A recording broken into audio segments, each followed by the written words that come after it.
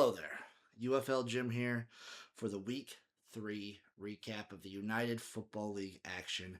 It was chaotic, it was crazy, it was insane. There was a lot going on, from Ted Ginn's whole situation to the controversy of the Louisville-Orlando ending, to the blowout from DC over Houston. There's a lot to get into, a lot to parse through. There was a lot of chaos, and I'm going to take it back. I'm going to give it to you nice and easy. We're going to go in a very relaxing, meditative state to go over all of Week 3's action. Let's get into it, shall we? It's the UFL show with UFL Jim, your one-stop shop for all things United Football League. We have a sexual tension, we have the heat, we have the power, we have the news. It's all here on the UFL show with UFL Jim.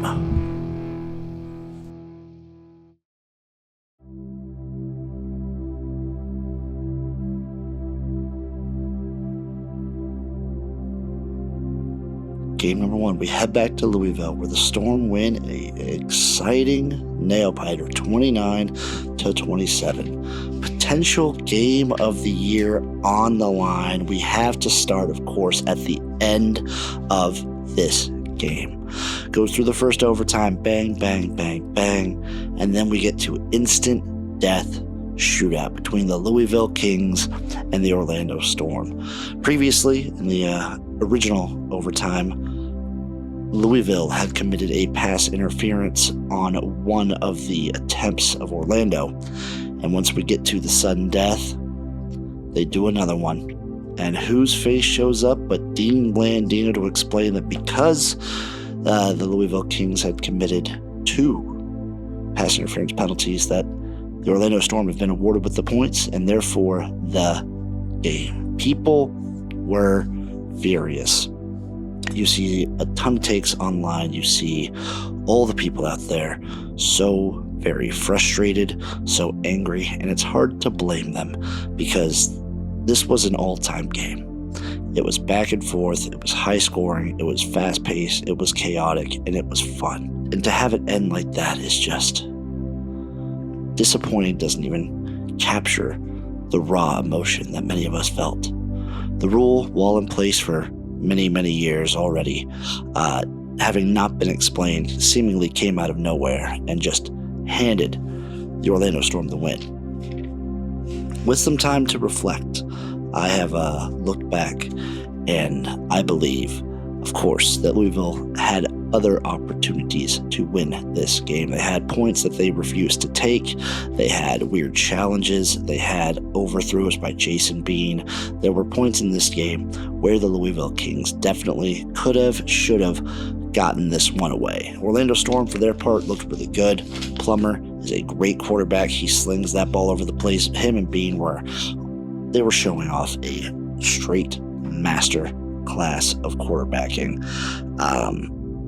I think Orlando's solid, but they stall out on too many drives. I think what we need from the UFL, the league, Mike Rapoli, and everyone out there, we need to take a look at this rule. We need to address it in the offseason, and we need some information. The communication between the league and the fans is what makes the UFL great. It's what makes this league special, and I think that's going to be on full display going forward. But if you're the Louisville Kings, you have to be so frustrated with how this season is starting out. You've had 3 games, you're 0-3, and you're basically only a few plays away from potentially being 3-0. It's got to hurt. For the Orlando Storm, kind of same situation.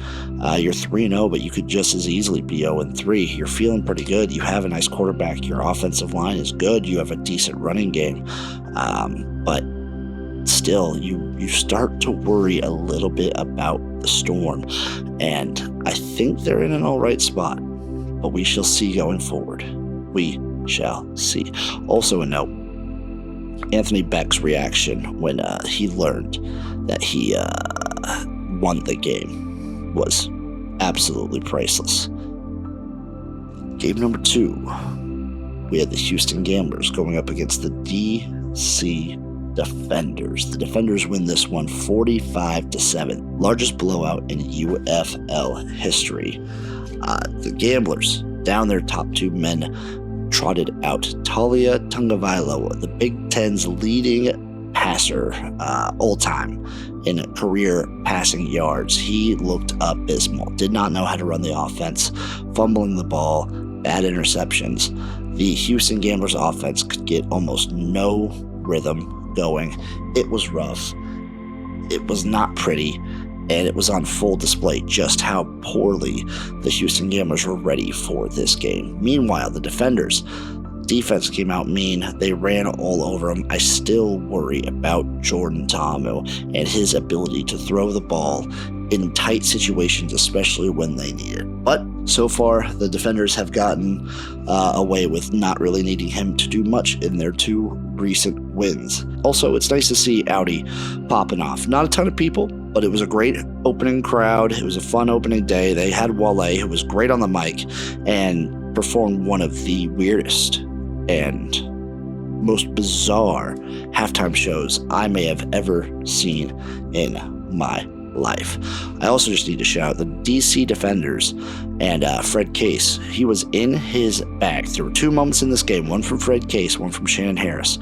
The play call that was basically a fake handoff from the Defenders to go for a touchdown gave me chills. And of course, Shannon Harris challenging a holding call while they're up 40 points against the Houston Gamblers is just pure petty, and that's the mentality you want to see in a league like the United Football League. Shout out Defenders 45-7. The Gamblers need to readjust what they're thinking. The Sunday doubleheader, folks. We had the Aviators taking on the Renegades in the morning on Sunday, with the Dallas Renegades winning this one 28-23. Crowd in Dallas looks a little sparse, but also you have to take into account there is construction in the stadium, but something we need to keep an eye on and evaluate. This was Dallas's probably worst game of the season. Columbus did an amazing job of keeping Tyler Vaughns in check. He did not have very much going on in this game. He had a couple key catches, but other than that, no touchdowns, no crazy breakaways. Columbus did a very nice job keeping everything in front of them and making Austin Reed uncomfortable. Meanwhile, on the flip side, Jalen McClendon looked pretty darn good running the ball. He had some really nice throws, but a couple key picks and turnovers really turned this game around for the Aviators. They were up. They were feeling very, very, very nice, and they just couldn't close away. Dallas makes the comeback. They get the win, and they are marching in to mid-April at 4-0. It was a very, very fun game, with one of the best touchdown catches we've seen so far in the UFL. I feel like even though they're 0-3, you have to feel like the Aviators, with all of the distractions, with Ted Ginn Jr. having a DUI on his record, not coaching this one, Todd Haley taking the reins, the way you were able to come out and perform, you have to be feeling pretty hopeful that this was their best showing so far. And then finally, game number 4, Sunday afternoon, the Birmingham Stallions, the St. Louis Battlehawks. When these two teams get together, it's always a very fun time. The Battlehawks win this one 34-30. This was a crazy, crazy game. Back and forth, trading haymakers. Matt Corral, rough. Brandon Silvers, rough. And then we see Harrison Frost. He comes in to end the first half, no passes, opens up his actual play time with 2 picks. Just absolutely brilliant. His first pass of the game was a pick 6, and oof, you gotta appreciate a man who can kind of regain his wits and go on to absolutely ball out. Both teams seemingly having trouble running the ball, but St. Louis's defense came home. They've got it done, in part helped by an absolute collapse from the Birmingham Stallions. They just crumpled at the end of this game. Defense, still a problem. Penalties, a problem for the Stallions. This is easily the sloppiest Birmingham Stallions team we have ever seen. This game was crazy. This game was chaotic. This game was drunk. And the Battlehawks pull away to what we would consider an abysmal crowd for St. Louis. Still a decent amount of people, but when it comes to the Battlehawks, you expect a little more. But they keep getting it done. And I feel like now you have faith in Harrison Frost to going forward, where you're going to be trusting this offense a little bit more. Maybe AJ Smith can cook something up for him, but I believe in the Battlehawks. For the Stallions, you need to kind of evaluate where you're at. You need to think about a lot of things. You need to think about your approach to offense, and then you need to get some wins under your belt. Congratulations to the St. Louis Battlehawks. Of course, now I bring you the power ratings of me, UFL Jim, from the United Football League into your ears from the sultry tones of UFL Jim. Here we go. Of course, at number 8, bringing up the rear, we have the Columbus Aviators. Put up a good fight, but they're still 0-3 with a head coach who might be going to jail. Who knows? At number 7 is the Louisville Kings, the other 0-3 team.